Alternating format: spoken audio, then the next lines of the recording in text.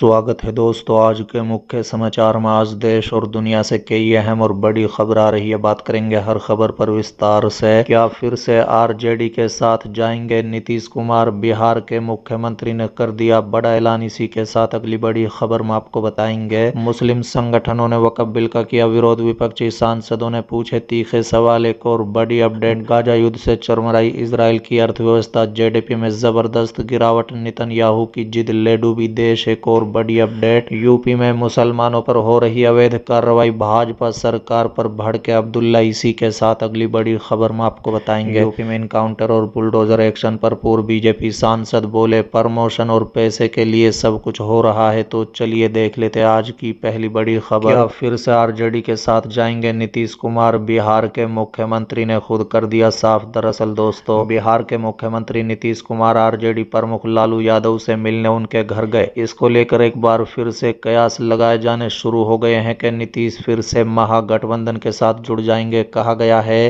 कि नीतीश 3-4 दिन में दूसरी बार तेजस्वी और लालू से मिलने पहुंचे।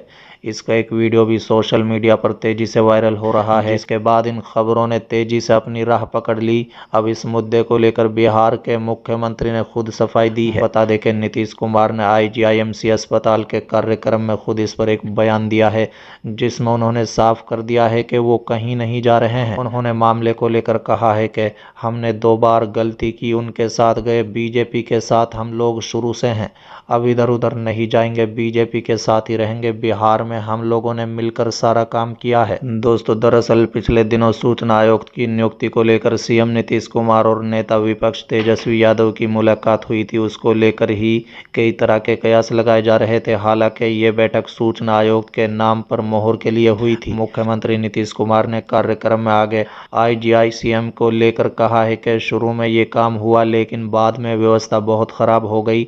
जब हमारी सरकार बनी तो आकर देखा और इस पर ध्यान दिया।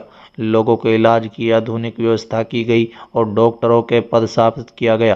पहले वाले लोग कुछ नहीं करते थे। बता दें कि आईजीआईएमएस की स्थापना 1984 में हुई थी। चलिए अगली खबर। यूपी में इनकाउंटर और बुलडोजर एक्शन पर पूर्व बीजेपी सांसद बोले, प्रमोशन और पैसे के लिए हो रहा है। दरअसल दोस्तों, उत्तर प्रदेश में इन दिनों सुल्तानपुर में हुए मंगेश यादव के इनकाउंटर को लेकर जमकर सियासत हो रही है। सपा अध्यक्ष अखिलेश यादव ने आरोप लगाया है कि मंगेश को उसकी जाति देखकर इनकाउंटर किया गया है। बता दें कि इसी बीच बीजेपी के पूर्व सांसद बृजभूषण शरण सिंह पुलिस इनकाउंटर को लेकर बड़ा बयान सामने आया है। उन्होंने कहा है कि प्रमोशन पाने के लिए इनकाउंटर हो रहे हैं, ये सही नहीं है। बृजभूषण शरण सिंह ने पुलिस इनकाउंटर को लेकर सवाल उठाए हैं। उन्होंने कहा है कि अपने प्रमोशन और पैसे के लिए इनकाउंटर किए जा रहे हैं, जो सही नहीं है। उन्होंने कहा है कि ये तरीका ठीक नहीं है।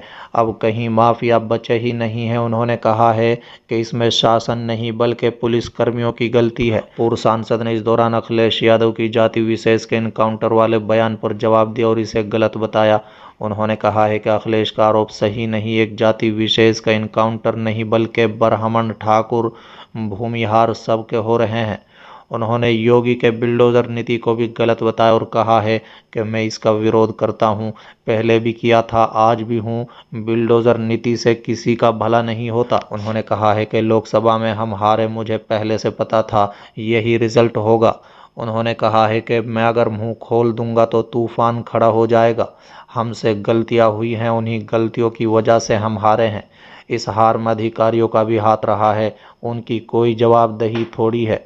उनको क्या करना है, पार्टी हारे चाहे रहे या ना रहे। दोस्तों, दरअसल समाजवादी पार्टी लगातार सुल्तानपुर इनकाउंटर को लेकर योगी सरकार पर निशाना साध रही है। सपा अध्यक्ष अखिलेश यादव ने न सिर्फ सरकार पर आरोपियों की जाति देखकर इनकाउंटर का आरोप लगाया, बल्कि शुक्रवार शाम को मंगेश यादव के परिवार से बात भी की और भरोसा दिलाया कि वो उनके न्याय की लड़ाई लड़ेंगे। सपा इस मुद्दे पर खुलकर सामने आ गई है।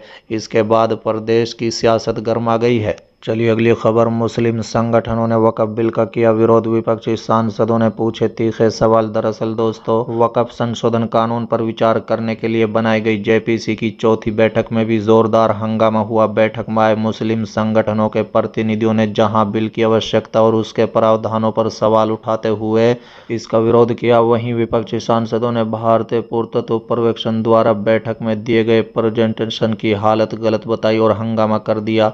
बता दें, शुक्रवार की बैठक में भी सत्ता पक्ष और विपक्ष के सांसदों के बीच जोरदार बहस देखने को मिली। संसद भवन परिसर में हुई जेपीसी की चौथी बैठक में केंद्र संस्कृति मंत्रालय के अंतर्गत आने वाले भारतीय पुरातत्व सर्वेक्षण यानी एएसआई के अधिकारियों ने प्रेजेंटेशन पेश किया।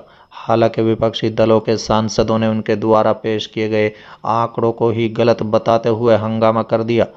सूत्रों के मुताबिक एएसआई के अधिकारियों ने बैठक में ये बताया कि वक्फ बोर्ड के साथ देश भर में 132 संपत्तियों को लेकर उनका विवाद है। लेकिन आम आदमी पार्टी सांसद ने तुरंत इस आंकड़े को गलत बताते हुए कहा कि आप पूरे देश के लिए 132 का आंकड़ा बता रहे हैं, जबकि सिर्फ दिल्ली में ही एएसआई ने 172 वक्फ संपत्तियों पर कब्जा कर रखा है। इस मुद्दे को लेकर सत्ता पक्ष और विपक्ष के सांसदों के बीच तीखी तकरार हुई। हालांकि वक्फ बोर्ड के अधिकारों को लेकर जब एक अधिकारी ने अपनी बात कही तो भाजपा के कई सांसदों ने भी उनका विरोध किया। सूत्रों के मुताबिक शुक्रवार को हुई जेपीसी की बैठक में ज़कात फाउंडेशन ऑफ इंडिया और तेलंगाना वक्फ बोर्ड के प्रतिनिधियों ने भी विस्तार से अपनी बात रखते हुए बिल का विरोध किया।